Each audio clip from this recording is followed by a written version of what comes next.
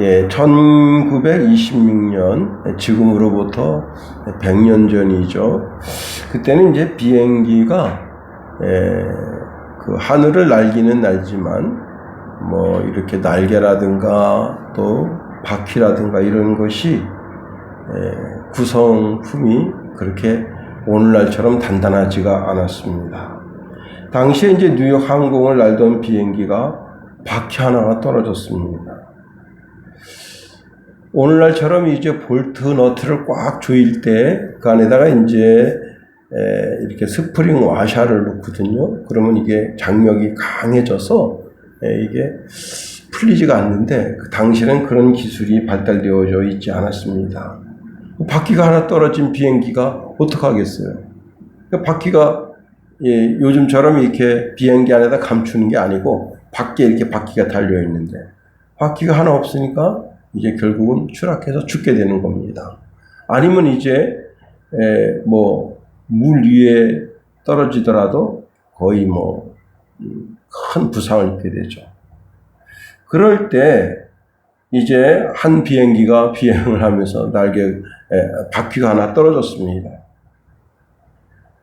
그 순간에 여성 정비사인 글래디스라고 하는 분이 자원해가지고요. 비행기가 시속 220 정도로 날고 있습니다. 그래서 다른 비행기를 타고 가서 그 날개가 있잖아요. 그 날개에 그 발판을 이렇게 해서 그쪽 날개가 이렇게 닿았는데 넘어가서 그리고 이제 그 바퀴를 고쳐줬다는 겁니다. 도저히 있을 수 없는 일이죠. 오늘날 같으면 그건 진짜 꿈도 못 꾸는 겁니다. 요즘은 이제 비행기가 거의 여객기는 한 800km, 시속 800km로 날고 있잖아요. 전투기는 뭐 음속에 2-3배 정도 되는 거고. 그렇게 해서 그 비행기를 무사히 착륙시켰다 하는 겁니다. 제가 그 영상을 봤거든요. 그 여자가 보통 여자가 아닙니다. 근데 무슨 안전띠가 있는 게 아니에요. 안전띠도 없이 그냥 거기서 이렇게 손으로 붙잡고, 그 날개 붙잡고 넘어가는 거예요. 그렇게 해서, 상대편, 바퀴를 잃어버린 비행기에 바퀴를 가서 달아주고, 그 비행기랑 같이 무사히 착륙했습니다. 여러분, 참 대단하죠. 그 용기, 그 여자로서. 그래서 그 비행기가 이제 뉴욕 공항에 무사히 도착했다 하는 것을 나레이션으로 보여주고 있습니다. 성도의 최종 목적지는 천국이죠. 그런데 천국에 다다를 수 있도록 우리 주님께서 우리의 심령을 고쳐주시고 우리 영을 고쳐주셨다는 겁니다. 글래디스라고 하는 여자가 날아가는 비행기의 바퀴를 고쳐서 뉴욕 공항에 무사히 도착할 수 있게 한 것처럼 우리의 전생의 모든 것을 다 고쳐서 무사히 하나님의 나라에 도착하게 해 주셨다 하는 겁니다. 오늘 바울은요, 이 데살로니가 교회 성도들이 최종적 목적지인 하나님의 나라에 다 다다르도록 간구하고 기도하고 있다고 하는 겁니다. 오늘 봄에 이제 친구 목사님 어머님이 소천했습니다. 천사가 그 영을 거두러 오니까 이분이 겁이 난 거예요. 그래서 이 어머니가 병중에 내가 나사렛 예수 이름으로 명하노니 사탄아 물러가라. 이 천사가 그 영혼을 거두러 오는데 그렇게 해서 그 천사를 내쫓았습니다. 자, 여러분, 그런 이제 환상을 보는 가운데 아들 목사가 와서 이제 예배를 드리는 겁니다.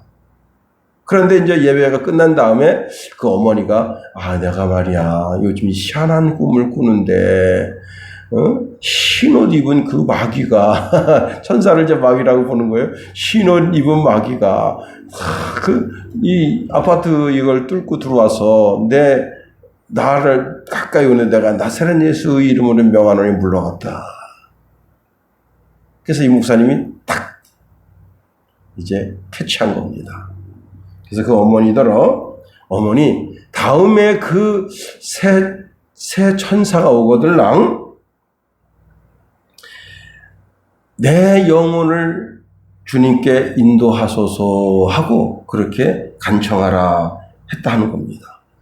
그러니까 어머니가 알았다 하고 이제 그 예배를 이제 그 임종 예배죠. 임종 예배를 마치고 이제 차를 타고 한 30분 정도 갔습니다. 그런데 병원에서 연락 왔습니다. 방금 전 어머니가 소천했습니다. 그런데 그 얼굴이 환하게 마치 처녀가 시집가는 날, 그 낭군을 만날 그 기쁨, 그 즐거움, 그 환희에 확 젖어 있는 것처럼 얼굴이 활짝 펴 있더라고요. 예. 여러분, 모든 그리스도인들은 다 우리 예수 그리스도께서 예비해 놓으신 하나님의 나라에 들어가는 축복을 받아 누려야 하는 겁니다. 예, 요한계시록 20장 11절 12절에 보면 또 내가 크고 흰 보좌와 그 위에 앉으신 이를 보니 땅과 하늘이 그의 앞에서 피하여 간데 없더라. 또 내가 보니 죽은 자들이 큰 자나 작은 자나 그 보좌 앞에 서 있는데 책들이 펴 있고 또 다른 책이 펴졌으니 곧 생명책이라. 죽은 자들이 자기 행위를 따라 책들에 기록된 대로 심판을 받으니 그랬습니다. 자기가 행한 대로 심판을 받으라는 겁니다. 여러분, 우리가 예수 잘 믿었습니다. 주야전에 나와 예배하고 또 이제 세상에 나가서 그리스도인의 삶을 살았습니다.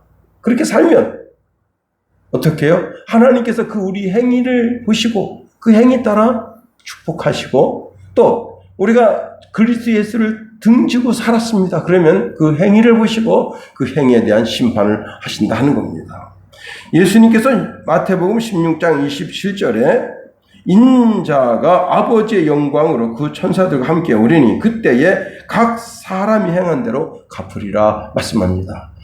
최근에 이제 필리핀 관광지가 발칵 뒤집혀졌습니다. 이제 망신, 개망신, 국제적 망신인데요. 한국 사람이 버진 아일랜드라고 하는 섬에 가서 그 산호초에다가 자기 이름을 써놨습니다. 예, 우리나라 사람 대단합니다. 우리나라 사람이요, 여러분 만리장성 있죠? 만리장성에 가서 거기다가 이름 한글로다가 써놨습니다. 중국에서 죽이겠다고 지금 달겨들고 있어요. 그 다음에 여러분 히말라야 산 있죠? 히말라야 산에 거기 산에 가가지고 한국 이름을 써놨습니다. 그게 이제 물론 산을 등반한 건 아니고 그 어느 정도 이제 이렇게 관광 코스로 가는 코스에다가 가서 자기 이름 써놨습니다. 그런데 이제 이 필리핀 환경 장관이 그 동영상이 있어요. 동영상을 이 동영상 주인이 누군지 그걸 밝혀달라. 그러면 그 밝히는 사람에게 우리나라 돈 100만 원 돈을 주겠다. 지금 100만 원까지 지금 돈까지 내걸었습니다. 그리고는 현재 그 관광 코스를 폐쇄시켰다. 여러분, 자기가 행한 대로 그 대가를 받게 되는 겁니다. 그거 안 잡히겠어요? 거기서 이제 국제 공조해서 우리나라에 있는 국제 형사들에게 그거 좀 잡아달라 그러고 안 잡아주겠습니까? 이 망신, 개망신. 후지산에 가서도 뭐 이름 써놨다잖아요. 제가 그 뉴스를 보니까 여러 군데를 지목을 하는데 여러분 피사이타 거기 뒷면에 가서도 이름 써놓고 왔다. 이 참 부끄러운 일입니다. 왜 자꾸 자기가 위대한 사람도 아닌데 피사이타 만든 사람도 아니잖아요. 그런데 뭐 거기다 대고 자기 이름을 쓰고 오냐. 피사이타 만든 사람이나 이름 써야지. 예, 그렇습니다. 여러분, 자기가 행한 대가에 심판을 받게 되는 겁니다. 우리가 신앙생활을 잘 하다가 낙심해서 신앙에서 떨어져 나가면 너무나 큰 손해를 보게 되는 겁니다. 우리는 주님이 이 땅에 다시 오실 때까지 우리의 신앙이 변하지 않아야 한다 하는 겁니다. 신앙의 최종 목적지는 예수님이 오시는 그날까지 그래서 13절 말씀에 보면요.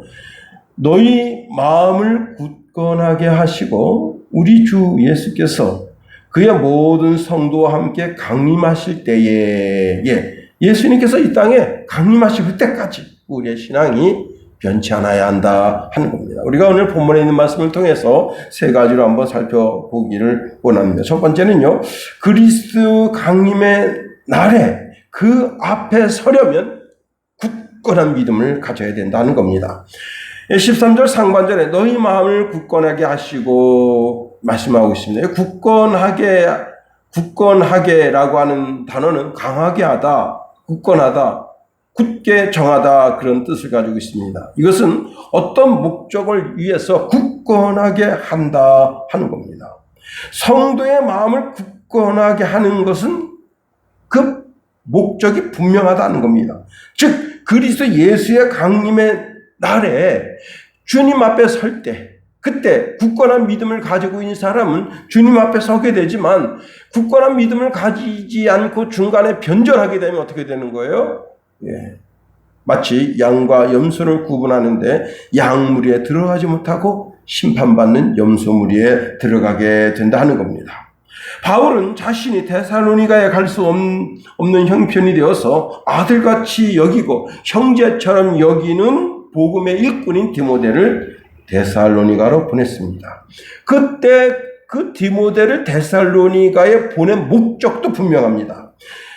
데살로니가전서 2장 3절에 보면 누구든지 이 여러 환난 중에 요동하지 않게 하려 함이라. 우리로 이것을 당하게 세우신 줄을 너희가 친히 알리라. 이 환난 중에 요동치 않게 하기 위해서 환난 가운데 요동치 않는다는 게 뭐예요? 강하다. 강한 믿음을 가지고 있다 하는 겁니다. 자, 데살로니가 교회의 성도들이 예수 믿는다는 이유만으로 환난을 당하고 있습니다. 이 환난에서 굳건하게 서게 하기 위함이다 하는 겁니다. 바울의 간구와 기도는 성도들이 환난을 당해도 굳건하게 서 있기를 바라는 마음이 간절하다. 자, 시편 기자는 사람이 뭔가를 세우려고 하는 것은 지극히 어리석은 것이다 말하고 있습니다. 시편 127편에 여호와께서 집을 세우지 아니하시면 세우는 자의 수고가 헛되며 여호와께서 성을 지키지 아니하시면 파수꾼에 깨어 있음이 헛되도다 말씀합니다. 사도 바울은 오직 여호와 하나님께서 세워주셔야 된다는 사실을 알고 있습니다. 우리 각 사람 믿음을 여호와 하나님께서 세워주셔야 하는 거예요. 자, 바울 사도는 여호와 하나님께서 세워주지 않는다면 장차 앞으로 임할 그 고난 가운데, 환난 가운데 성도가 올곧게 서 있지 못할 것을 알고 있는 거예요. 그러면 여러분, 여기 굳건하게 하다, 즉 사람을 올곧게 세운다라고 하는 것이 무엇이냐? 여러분, 사람을 굳건하게 세우는 게 뭐예요? 권면이죠. 권면. 다시 말하면 목사의 권면, 즉 설교가 목사의 권면입니다. 세상 사람은요, 그 권면이 가스라이팅 하려고 하는 목적이 많습니다. 가스라이팅 시도하는 게 뭐예요? 그 사람의 이제 돈을 갈취할 목적이죠. 전 세계적으로 이제 보이스피싱이 문제가 아니에요. 요즘은 이제 지금 제가 오늘 보지는 않았습니다만은 뉴스 제목만 봤는데 한 컴퓨터를 좀 에러가 나서 컴퓨터 수리점에 갖다 맡겼습니다. 그런데 이 컴퓨터가 열심히 일하려다가 보면 어떤 상황에서 이 컴퓨터가 멈춰버려요. 그래서 이제 처음엔 대수롭지 않게 생각했는데 나중에 이제 그 업체 말고 다른 업체에다가 점검을 했더니 여기 스파이어가 심겨져 있다는 거예요. 그래서 먼저 수리했던 수리업체 거기에서 이 컴퓨터를 6년 동안 들여다본 겁니다. 6년 동안 다 아내를 다 들여다본 거예요. 실시간으로 들여다보는 건데 컴퓨터를 여러 대 쓰면서 이제 그 랜선이 여러 군데 꽂혀 있다 보니까 그래서 그게 이렇게 좀 이렇게 그 인터넷이 느려지면서 그게 멈췄던 현상이 나타난 겁니다. 예. 그래서 결국은 걸려들었는데 자기는 하나도 안 봤대요. 자기는 한 번도 하나도 안 봤다는 겁니다. 그런데 그게 말이 통하겠냐 이게 경찰 앞에서. 자, 여러분 세상 사람들의 권면, 세상 사람들은 다 이익을 추구하는 거예요. 그 이익을 추구하기 위해서 간사함과 부정과 속임수가 있는 겁니다. 그런데 목사가 성도를 올곧게 세우기 위해서 간사함과 부정이나 속임수를 쓰면 되겠어요? 있을 수도 없는 일이죠. 그렇습니다. 성도의 권면, 즉 성도는 그 말씀을 통해서 그 성도가 굳건한 믿음을 가지고 든든하게 서기를 바라는 마음이 간절한 겁니다. 실로 놀라운 것은요, 설교 말씀을 들을 때, 그 말씀을 들을 때 때로는 마음이 아파요. 설교 말씀이 내 심령을 찌르는 것 같습니다. 그런데 히브리서 4장 12절에 이렇게 말씀합니다. 하나님의 말씀은 살아있고 활력이 있어 좌우의 날선 어떤 검보다 예리하여 혼과 영과 및 관절과 골수를 찔러 쪼개기까지 하며 또 마음의 생각과 뜻을 판단하신다 하십니다. 하나님의 말씀이 우린 영혼의 자수에 깊이 들어와서 내 감정만 다스리시는 것이 아니라 내 속에 약한 의지를 새롭게 해주신다는 거예요. 그래서 내가 살아나갈 수 있는 신앙의 원동력을 내 마음속 깊은 곳에서부터 흔들리지 않고 우유부단하지 않도록 하신다는 겁니다. 우리가 우유부단하면요, 그 환난에서 흔들리는 거예요. 여러분, 그 오토바이가 아주 고속으로 달릴 때 막 좌우로 막 흔들려요. 그럴 때 운전자의 지혜가 있어야 됩니다. 브레이크를 탁 밟으면 그냥 오토바이가 확 뒤집어져서 생명까지 위태할 수 있어요. 그럴 때 어떻게 해야 되느냐? 예, 양쪽 두 팔에 힘을 꽉 주고 양쪽 핸들을 살짝 잡아야 돼요. 살짝. 꽉 잡으면 안 돼요. 핸들을 꽉 잡으면 안 되고 살짝. 그러나 양쪽 두 팔에 힘을 딱 주고 살짝 이렇게 그 진동을 두 팔로 받아내야 되는 거예요. 그런데 꽉 잡으면 어떻게 되느냐? 꽉 잡거나 브레이크를 밟으면 오토바이가 그냥 곤두박질 쳐집니다. 여기에 그 두 팔에 힘을 딱 주고 그냥 딱 그 진동을 이 양손으로 받아내면서 속도를 자신 스스로가 줄여나가도록 해야 됩니다. 그렇게 되면 오토바이가 안정을 되찾게 됩니다. 브레이크를 딱 밟으면 어떻게 되느냐? 여러분, 오토바이가 확 뒤집어져요. 이걸 꽉 잡으면 어떻게 되느냐? 결국은 자기가 이 오토바이를 제어하지 못하게 됩니다. 그와 마찬가지다. 여러분, 우리가 우리 심령에 하나님의 말씀이 내 속에 들어와서 내 의지를 다 붙잡고 계십니다. 그 말씀으로 나를 격려하고 위로하고 권고하고 어떤 시련과 환난이 다가와도 능히 이길 수 있도록 내 속에 굳건하게 의지를 세워주신다 하는 겁니다. 여호수아가 이제 40년 동안 모세의 수발을 들었습니다. 그리고는 모세가 죽고 나서 자기가 이제 이스라엘 지도자가 됐는데요. 자, 모세 밑에서 이제 모세가 이거 수종두는 사람이니까 이것 시키고 저것 시키고 그럴 때는 별 문제가 없었어요. 그런데 막상 자기가 지도자가 되고 나니까 뭘 해야 될지 모르겠는 거야. 야, 이거 하루 한순간에 내가 이스라엘 민족의 지도자가 되고 나니까 앞이 너무 캄캄하고 무섭고 두려운 거예요.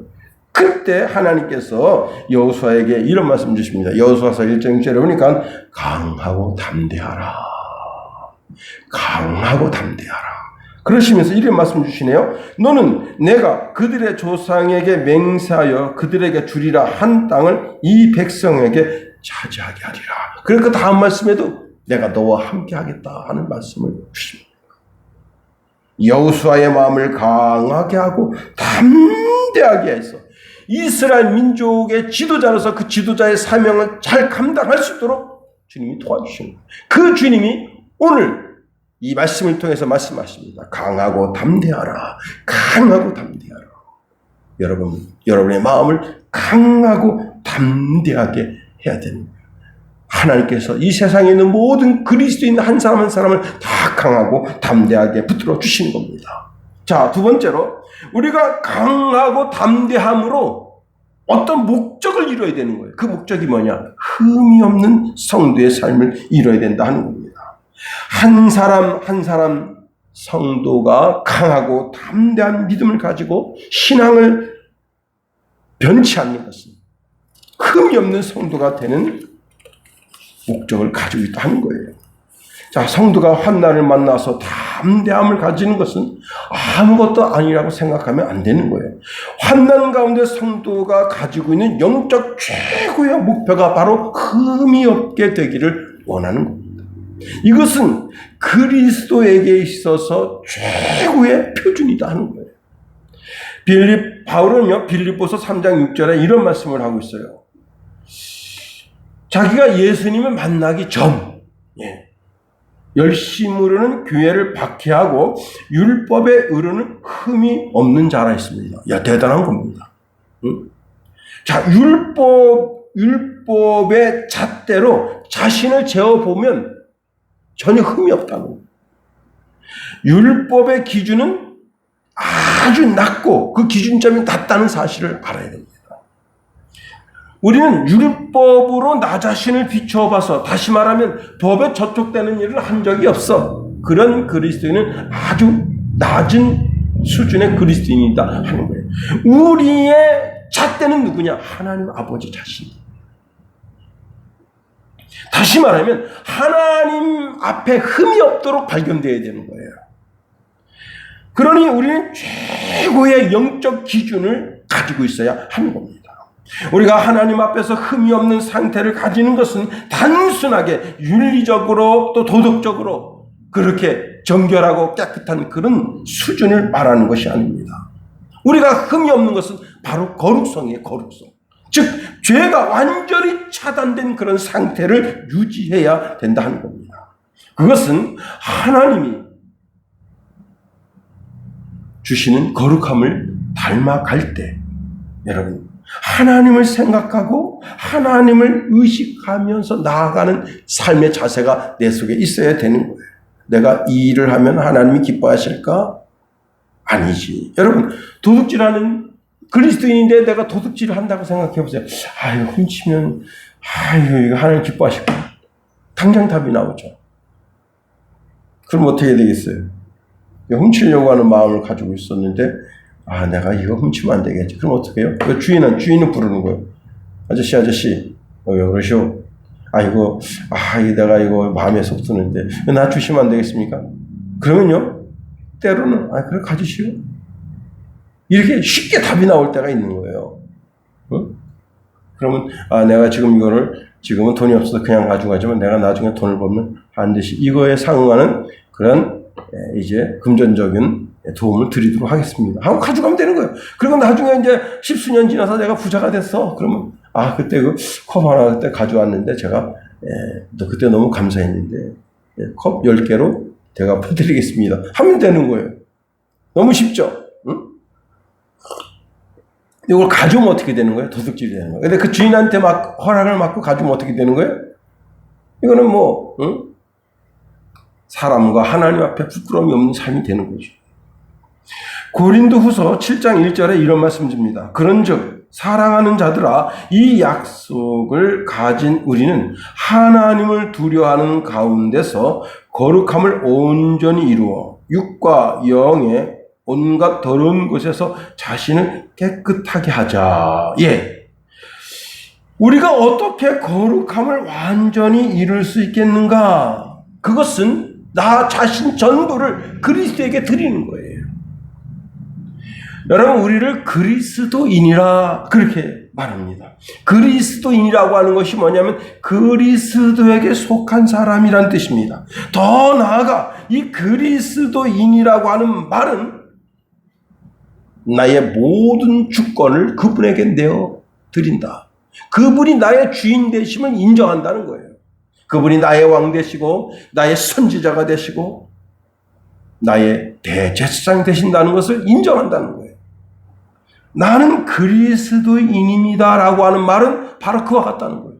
더 나아가 나는 그리스도인입니다라고 말하는 그 사람은 하나님의 거룩한 성도라 하는 겁니다. 성도가 뭐예요? 죄악이 차단된 삶을 추구하는 자다 하는 거예요. 우리는 단순하게 정직하게 사는 것 그 이상의 삶을 하나님께서 요구하고 있다는 거예요. 세상 사람들이 보기에 정직한 것 그 이상, 다시 말하면 이것이 비록 정직하지만 정직한 일을 통해서 하나님의 영광이 되는가를 들여다보는 사람이다. 언제까지? 주님이 이 땅에 재림하시는 그날까지. 우리는 주님이 이 땅에 재림하시는 그날까지 흠도 점도 티도 없이 정결하고 거룩한 삶, 하나님 보시기에 인정하는 삶을 살려고 몸부림치는 사람이 되어야 하는 거예요. 데살로니가전서 2장 19절 20절에 이런 말씀합니다. 우리의 소망이나 기쁨이나 자랑의 면류관이 무엇이냐? 그가 강림하실 때에 우리 주 예수 앞에 너희가 아니냐? 너희는 우리의 영광이요 기쁨이니라. 여러분, 예수님이 이 땅에 재림하신 그날까지 거룩을 유지하는 것, 흠도 점도 티도 없는 그런 삶을 유지하는 것. 얼마 전 그 EBS에서 폼페이 대화산 폭발 그 영상을 보여줍니다. 정말 놀라운 것은요, 그 폼페이의 화산이 폭발했을 때 그 화산자가 덮여서 죽은 그대로 화석이 됐어요.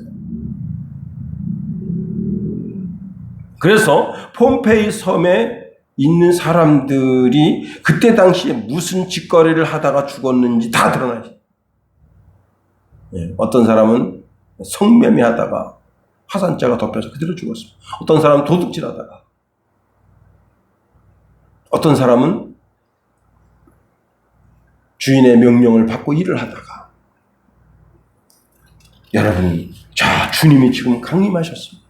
그 순간 여러분 어떤 모습으로 주님 앞에 발견되어야 하겠습니까? 예. 아들하고 아버지가 엄마 몰래, 자기 마누라 몰래, 이렇게 딱 찬장을 열어서 뭘 먹으려고 딱 하는 순간 아내가 뒤에서 이렇게 말하는데, 여보 뭐해? 아들과 아버지가 딱 걸렸어. 사실 찬장에서 뭘 꺼내 먹는 건 죄 짓는 건 아니지만, 엄마 몰래, 아내 몰래 뭘 먹는다는 것, 그 죄책감 때문에 딱 멈춰선 거예요. 그러면서, 아니야, 아무것도 아니야. 여러분, 무한하죠. 예. 우리 주님이 이 땅에 재림하신 그날, 이용우야, 넌 뭐하니? 그러면, 아니에요, 아무것도 아니에요. 그 무한한 그런 표정, 그거 없이, 주님, 제가 주님을 위해서 일을 하다가 지금 주님을 맞이했네요.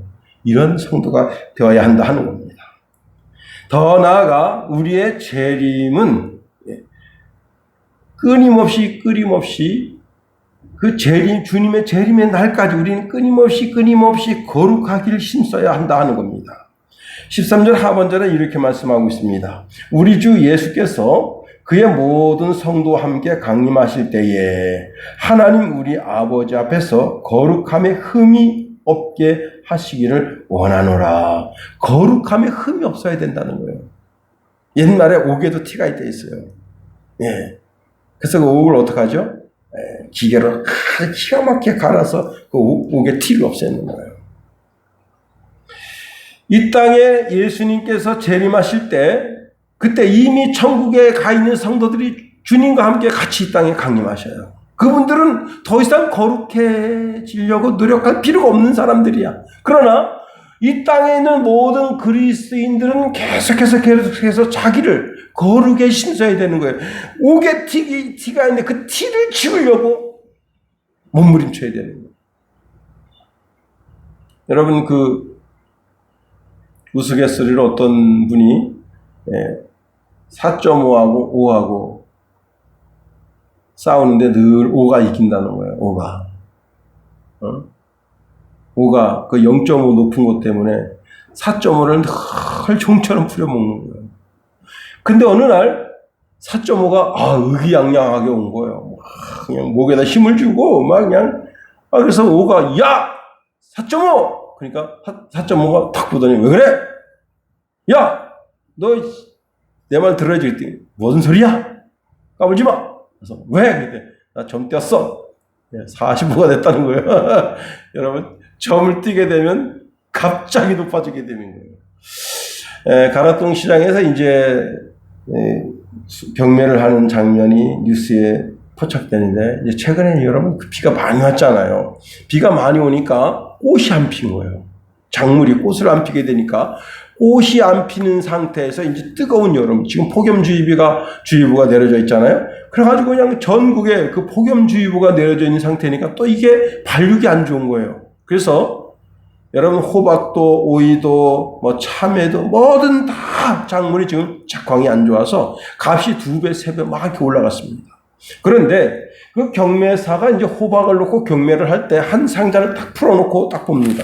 그러면 그 경매사만 보는 게 아니라 거기 수많은 사람들이 그 호박을 보는 거예요. 호박에 점이 있는가?